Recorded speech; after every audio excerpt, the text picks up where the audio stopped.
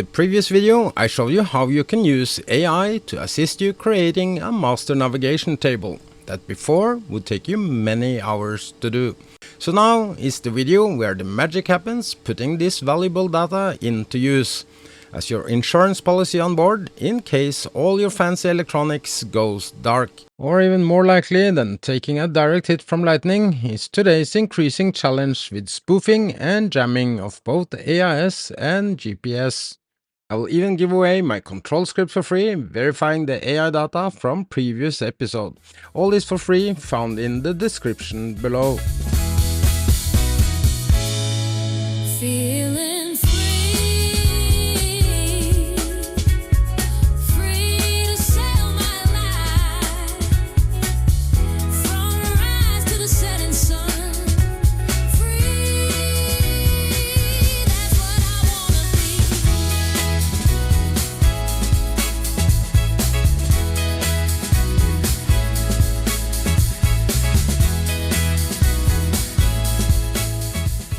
This mini-series is based on real-life experience paired with modern technology, aimed towards sailors open to be enlightened in today's challenges.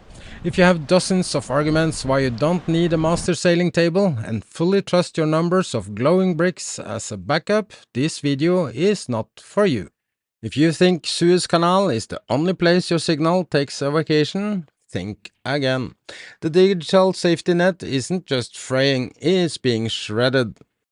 In the Baltic, we've seen over 120,000 interference incidents this year alone. From the Black Sea to East Asia, signals are being spoofed. In the Mediterranean, ships are literally appearing on runways at Beirut airport while they are miles out at sea. Even here in Bali, my own GPS alone claimed I was 148 nautical miles from where I was actually moored. At some point, my GPS was even telling me I was moving. The reality is the ground below the surface doesn't lie, but sometimes your GPS do. While paper charts and sextants are the gold standard, today I'm showing you what you can do with almost nothing but old school knowledge and a little bit of grit. So this is when the master navigation table comes to play. When I do my preparations for my ocean passage, I add a lot of additional information, such as exit points and maybe even some challenges on my route, especially when I get closer to shore. I'm gonna use some of these examples now to show you how you can put this into practice.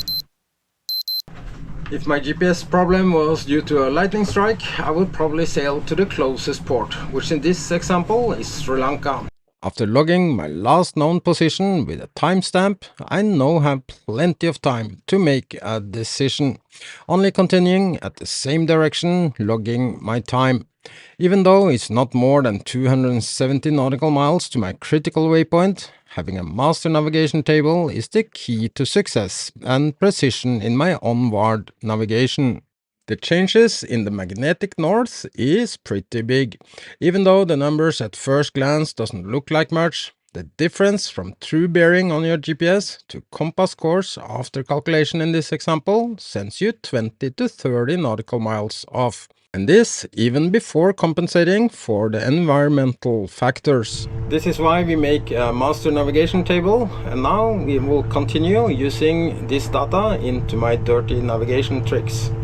Writing a logbook is something I quit doing a long time ago. Instead, I'm doing a hybrid version with papers I've printed for different headings. And now we're gonna pretend we will continue towards the Maldives channel, utilizing my hybrid log writing for onward navigation, without functioning GPS. My compass rose is now the new starting point. Ideal is a parallel ruler, but a regular ruler also works fine, drawing up the planned route that's going northwest 299 degrees. To make things dirt easy, I'm using 1 centimeters equals 10 nautical miles. And as you can see, I can visualize not only the next waypoint, but even my critical waypoint far ahead. Since this also functions as my logbook, I have all the usual data written down, and even the previous waypoint. Now it's time to look at our master navigation table, because the course line is only our true bearing from our digital platform. To increase our precision in our manual navigation, we need the compass course that's in this example are 5 degrees higher than the true bearing.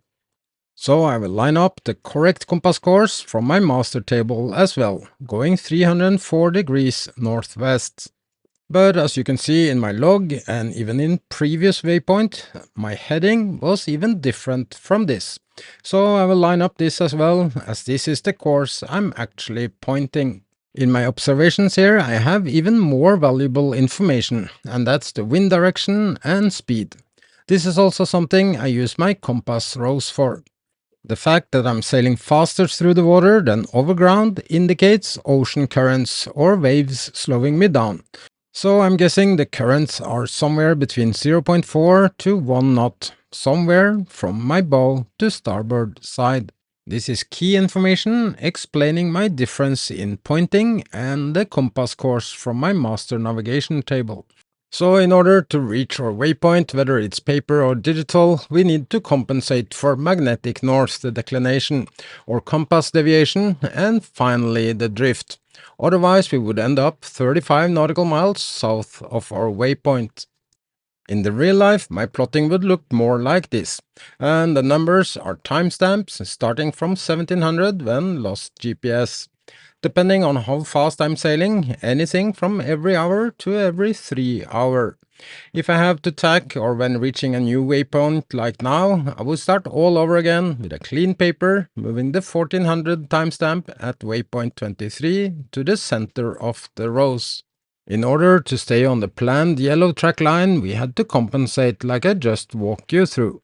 And all the magic that's normally living its own life inside your chart plotter is now a combination between our clock, our master navigation table, some sheets of paper and a ruler. But let's continue and jump to waypoint 25. And if it's only our GPS that's taking a holiday, we can still use the digital maps on board. On most platforms you can measure the distance, and even if true bearing is the default, some platforms even allow you to take out the magnetic course, indicated with the letter M after degrees. If not sailing far, this information is sufficient to reach land, but on a long passage with many waypoints we need a higher precision.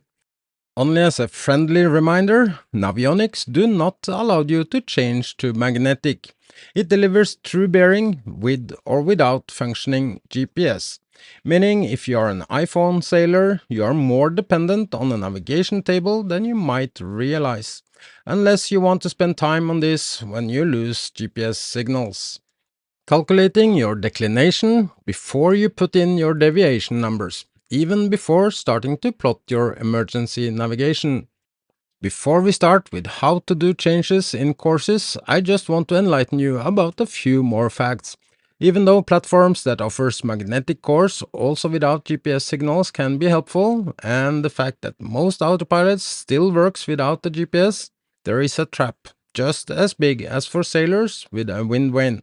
Even though the autopilot offers significant higher precision, it's still a problem if the data is not correct, similar to if the wind changed without noticing it. Your compass is the most important tool on board, but it has some flaws, and the biggest one is the variation in deviation. As long as the GPS works, the compass on your autopilot offers the highest precision with very low deviation and calculated for true north. But if the GPS is lost, this compass is only slightly better than your analog compass, meaning low deviation, but now also referring to the magnetic north. Meaning when tacking, you would need to use the numbers from your master navigation table to get it right. But as a sailor, we sometimes need to tack, and on a longer passage, we also need to compensate for the environment we are sailing in, both for the speed on our timeline, but also the drift. After we have compensated for all the factors, we can move our position from our timeline to where we would be on our map. And from here, either start on a new paper or just like this, line up the new courses.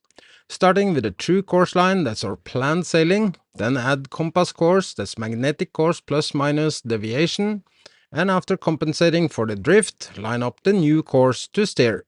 Our track on a chart will then be like this, just as we have planned. If you have paper charts on board, you can divert from your planned route with good precision. You can use the same method even with digital charts without a functioning GPS. The challenge, however, is that on a digital surface, your tracking stops when your GPS is no longer working.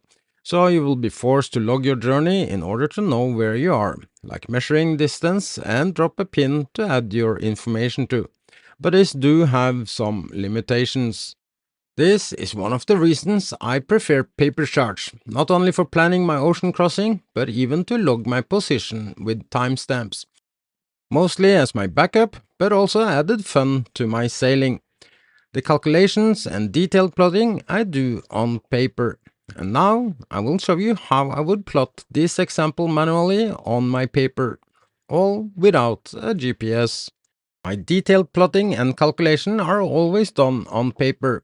It may look complicated or time-consuming, but the most labor-intensive part is already done with AI generating my master navigation table. So remember, this short example represents more than 24 hours of sailing, and all it really takes when you have done this some time is less than a minute every 3 hours or so.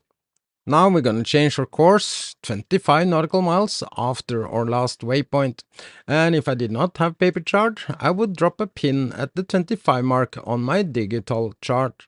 First, I have to move my position from my timeline down to my course line. That's the true bearing matching my chart, because the compass course and the course I have been steering is only the compensation in order to reach the true position in my chart.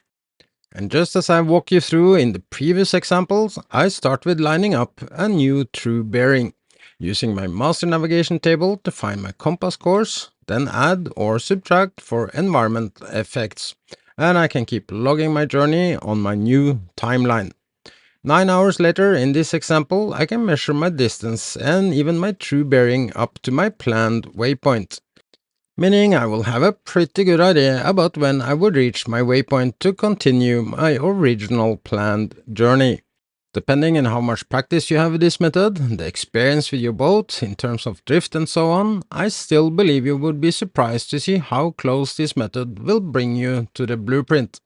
Playing along with this when sailing with a GPS is fun, challenging yourself to see how good you understand your boat in different conditions.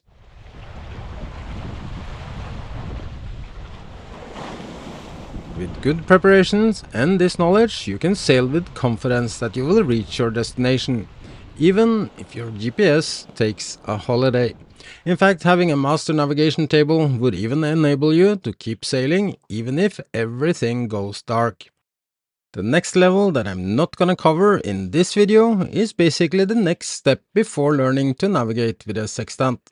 You can mathematically find both a new bearing line and a new waypoint, but this requires more advanced mathematics.